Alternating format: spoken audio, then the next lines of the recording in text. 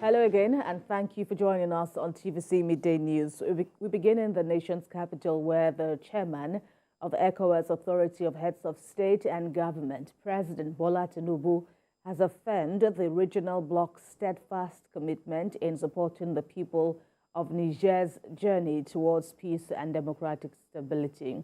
The Nigerian leader emphasized that the remarkable outcome of the summit, which authorized the standby deployment of Ecowas troops to restore constitutional order in the Nigerian Republic. We have details in this report. Ecowas is ready to walk the hard way if it is the only way to restore constitutional order in Niger Republic. It seems the sanctions slapped on the landlocked West African country has not yielded much and does not seem to bother the military coup leaders in Niger.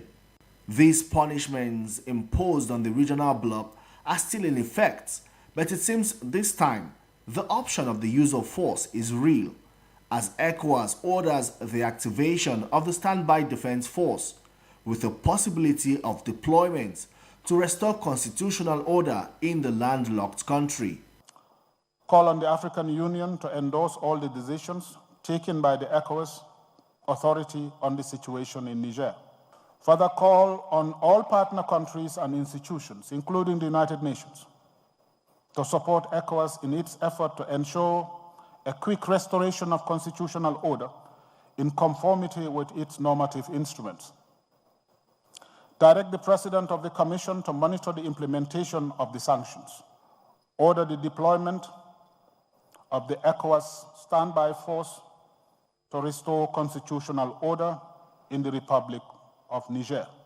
We proceeded to impose... President Bola Tinubu, as chair of the Authority of ECOWAS Heads of State and Government, is also committed to still keeping all options on the table. We still look to engage the party involved in honest discussion to convince them to relinquish power as suggested and reinstate President Bazoum. The ECOWAS heads of state and government were emphatic in stating that the resolutions reached and sanctions imposed on the Niger Republic are a collective decision of the regional body and not influenced by a single member state. They all agree that coup d'etats will henceforth be resisted in the region. The decision that we have made today, and I hope it will be implemented immediately. We have sent delegation to talk to the people of Niger, but they're keeping President Bazoum as a hostage. I personally consider this as a terrorist act. The coming days will be decisive as ECOWAS activates a standby force.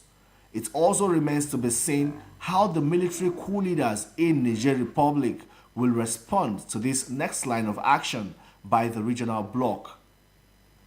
Femi Akonde, TVC News, Abuja. And the decision to deploy a standby force to restore constitutional order in Niger would make it the third time ECOWAS would be towing this line of action in recent years.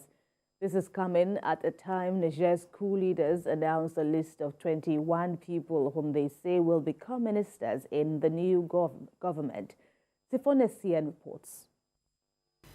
It's becoming even more gloomy for a country with nearly 25 million people as ECOWAS orders the activation and deployment of its standby force to restore constitutional order in Niger. The junta, in defiance of overtures by the regional bloc, announced a list of 21 people they say will become ministers in a new government. The order for the deployment of force does not foreclose political resolution of the impasse. The decision of the ECOWAS heads of government to activate the standby force, actually comes to me and most Nigerians and global family as a real shock. It's really shocking to note that they have decided to say they put all options open. As far as I'm concerned, the option of military intervention shouldn't be on the table. The ECOWAS standby force has been deployed at least 2 times in recent years.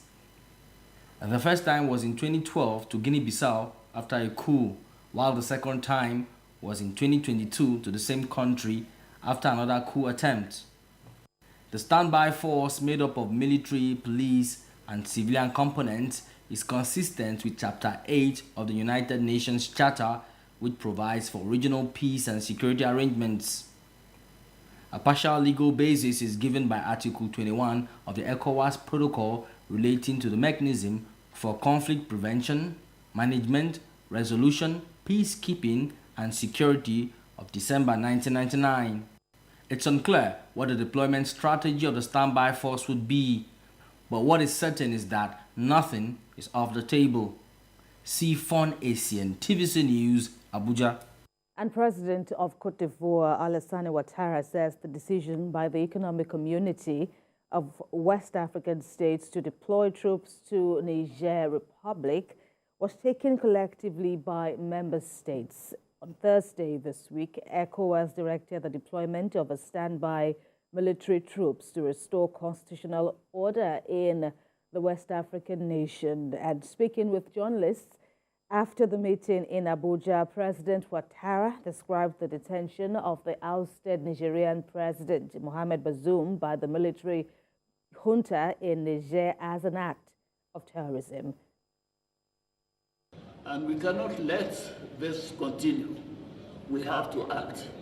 The position of Cote d'Ivoire, which has been endorsed by all of the head of states, and that we have been able to tell these putschists that their place is in the barracks. They should go to fight the terrorists and not try to kidnap a democratically elected president. So we believe that this is for the credibility of Ecowas. All of us are concerned and involved in this decision.